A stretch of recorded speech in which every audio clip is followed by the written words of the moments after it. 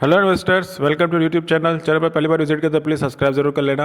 आज भारतीय शेयर बाजार एज एक्सपेक्टेड, जैसे कि हमने लास्ट वीडियो में डिस्कस किया था, नेस्डैक डाउन फीचर जोरदार गिरावट था टैरिफ के चलते। टैरिफ का एक बार फिर से खौफ आ चुका है मार्केट में, जिसके कारण देखिए क्या शानदार गिरावट था। यहाँ पे 650 पॉइंट के आसपास गिरावट देखने को मिला पूरा दिन आज। यहाँ पे गिरावट का एक ही वजह है, टैरिफ और रुपए में होता हुआ लगातार गिरावट। और Q3 के जो रिजल्ट्स है वो थोड़ा अप्स एंड डाउन, किसी का अच्छा आया किसी का गिरावट आया है, तो उसी के चलते मार्केट में गिरावट है, बिकवाली देखने को मिला है मिड कैप स्मॉल कैप में। तो ज़्यादा पैनिक होने की ज़रूरत नहीं है। टैरिफ जो लगा है वो है मेटल के सेक्टर पे लगा हुआ है, स्टील और एल्युमिनियम पे, स्टील एंड एल्युमिनियम पे टैरिफ लगा हुआ है।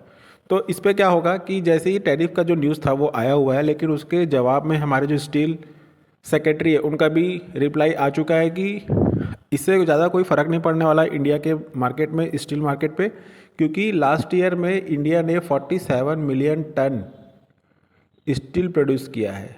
147 टन, 147 मिलियन टन, और उसमें से यूएस कितना एक्सपोर्ट किया है? 97,000 टन। तो यहाँ से यहाँ कोई कंपैरिजन ही नहीं है।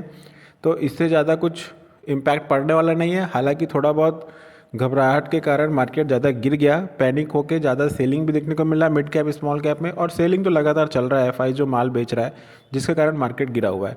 तो स्टील में जो टैरिफ लगा है उससे ज़्यादा डरने का नहीं है, क्योंकि आप देख सकते हैं यहाँ पे 147 मिलियन टन, और ये कहाँ पे सिर्फ 97,000 टन का एक्सपोर्ट, ये यूएस पे केवल एक्सपोर्ट हुआ है लास्ट ईयर, उसका डेटा है।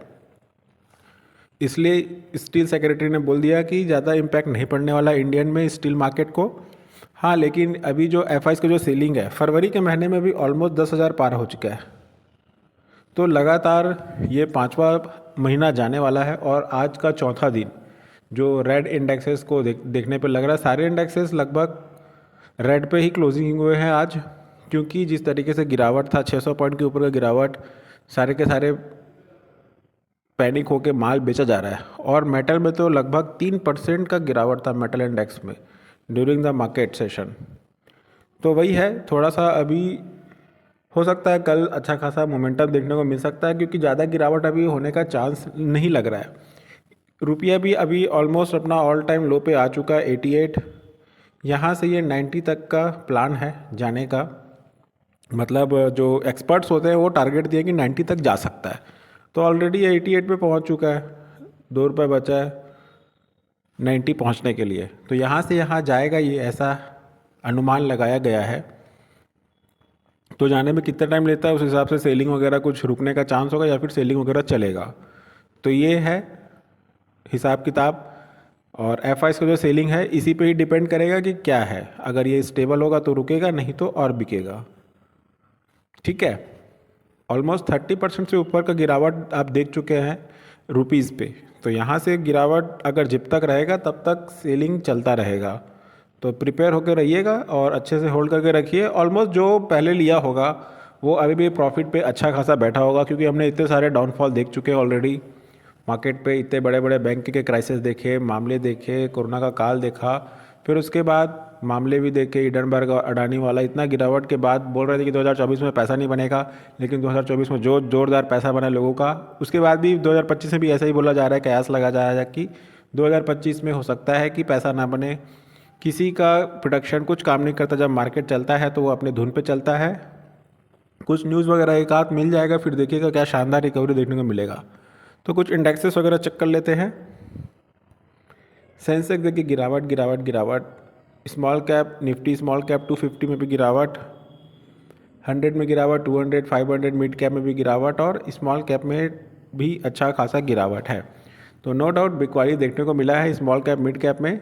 इस साल जोरदार बिकवाली चल रहा है और आगे भी चलता रहेगा। जिस तरीके से अगर रुपीस और लो होगा तो बिकवाली और चलेगा। तो प्रिपेयर रहिए मेंटली कि हमको स्टे करना है कि नहीं करना है, क्योंकि लॉन्ग टर्म में तो सारा चीज़ ठीक ठाक ही होता है, बट शॉर्ट टर्म में यही परीक्षा की घड़ी है कि कौन सर्वाइव कर सकता है, कौन सर्वाइव नहीं कर सकता। क्योंकि ऐसे भी होता है कि नहीं हमको रुकना है रुकना रुकना, लेकिन आखिरी के समय में जब माल बेच देते हैं उस समय मार्केट सीधा ऊपर निकल जाता है, तब लगता है कि हमने क्यों बेचा। तो वही चीज़ हो रहा है यहाँ पे। बैंकेक्स में गिरावट, पीएसयू देखिए 1.5% के ऊपर, टेक में भी गिरावट, ऑटो में भी 1.5% के आसपास, कैपिटल गुड्स कंज्यूमर में भी 2% के ऊपर का, मेटल 3% तक था, हालांकि अभी 2.6 पे गिरा हुआ है। ऑयल गैस भी गिरा है, पावर भी गिरा है, रियलिटी, इंडियन कंज्यूमर ड्यूरेबल सारे गिरावट, पीएसयू गिरावट, निफ्टी, एमएनसी, मेटल्स और निफ्टी मीडिया में भी 2.5% के ऊपर का गिरावट। आईटी में भी देख लिए गिरावट, इंफ्रा में गिरावट, एफएमसीजी भी गिरावट 0.5% का, निफ्टी एनर्जी 2%, ऑटो में भी 1.5% और बैंकिंग में भी 0.38%। तो मिला जुला था सारा चीज़, कोई इंडेक्स पॉजिटिव में नहीं दिखा, नहीं तो एक आध इंडेक्स तो पॉजिटिव में दिख ही जाता है कभी ना कभी। लेकिन आज जो बिक वाली था जिसके चलते एक भी इंडेक्सेस पॉजिटिव में नहीं रहा। तो इस गिरते हुए बाजार में आज हम कुछ देखते हैं टॉप गेनर्स जो कि अगेंस्ट द मार्केट गए और टॉप गेनर रहे। पहला है cords cable industries, electric cable वाला कंपनी है, 20% का सर्किट के साथ क्लोजिंग लिया, शानदार company. Universal starch chem 20%, Indobell 16%, hexa tradex 10%, शानदार कंपनी एक और। एक से बढ़कर एक कंपनी है, सारे छोटी कंपनियां ही हैं और ये छोटी कंपनी आगे जाके अच्छा खासा रिटर्न निकाल के देती है। धुनश्री वेंचर 7%, सिंप्लेक्स रियलिटी 6%, अभिनव कैपिटल 6.5%, IVP 4%, फर्मेंटा बायोटेक शानदार कंपनी है, विटामिन डी से रिलेटेड काम करता है और ये न्यूट्रिशन वगैरह बना के देता है, एंजाइम्स वगैरह। तो शानदार कंपनी है और इसको रडार पे रखिएगा। बहुत अच्छा कॉर्पोरेट एक्शन भी लगातार देखने को मिला है साल दर साल, तो कंपनी को रडार पे रखिएगा। 6.5% के तेजी के साथ है और विटामिन D3 में ये बहुत बड़ा प्लेयर है, ग्लोबल में भी ऑलमोस्ट 70+ कंट्रीज़ में ये मास सपोर्ट भेजता है अपना, 70+ कंट्रीज़ पे। तो रडार पे रख लीजिएगा इसको एटलीस्ट। अल्ट्रामरीन 5.5%, उजास एनर्जी 5% का सर्किट के साथ क्लोजिंग लिया, ड्यूट्रॉन पॉलीमर 5.45% का तेजी, कॉस्ट पावर 5%, एक्रो इंडिया 5% का सर्किट।